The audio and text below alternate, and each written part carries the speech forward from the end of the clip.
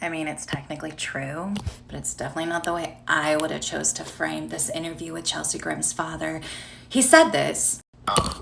Did she have an adventurous spirit? I'm just thinking like that's a long drive and the camping was it out of the ordinary for her to sort of be spontaneous? I'd say yes and no. She was spontaneous. She changed plans a lot. This wasn't the first time she ever changed a plan, for sure. The magnitude of this adventure, quote unquote, of driving across the country, was a lot. Choosing to highlight the words that she changes plans often from her father makes it appear like she could just be anywhere and she's just going to pop up, and it really puts at risk of whether or not people will share her story. You need the whole context.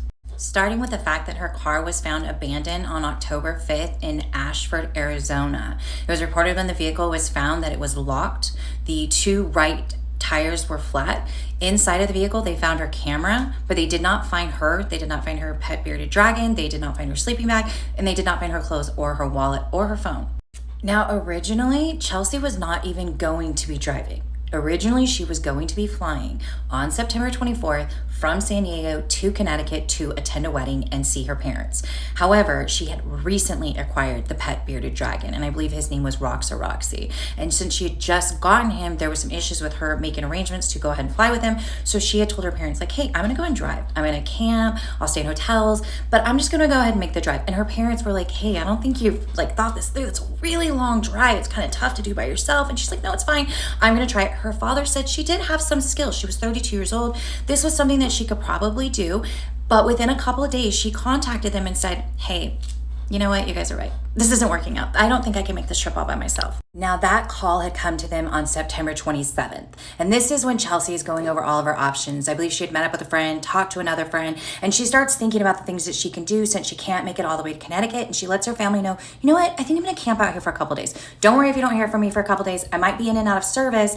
And that's why they don't report her missing until October 4th. Because at that point, it was outside of normal for her to have had contact with her family, even if she had changed plans. Now, police have said that there is possible evidence to show that Chelsea was with her vehicle until September 30th in Ashford, Arizona.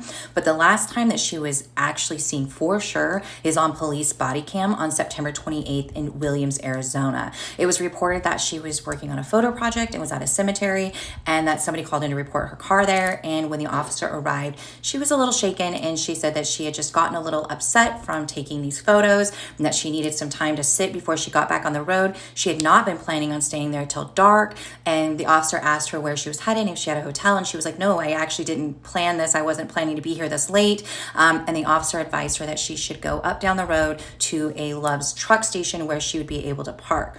But there's no information at this time to know whether or not she went there. I did see another interview with the parents' PI that they have hired by the name of Kelly Townsend, and they're working on trying to see if there is any camera footage. Help me share out Chelsea's photo. I am not familiar with this part of Arizona. I don't know how touristy it is. I don't know how many Facebook groups there might be for hikers or campers in that area. Share this out, anyone you know in that area, so that they can start working and look around for any evidence that Chelsea is in the area.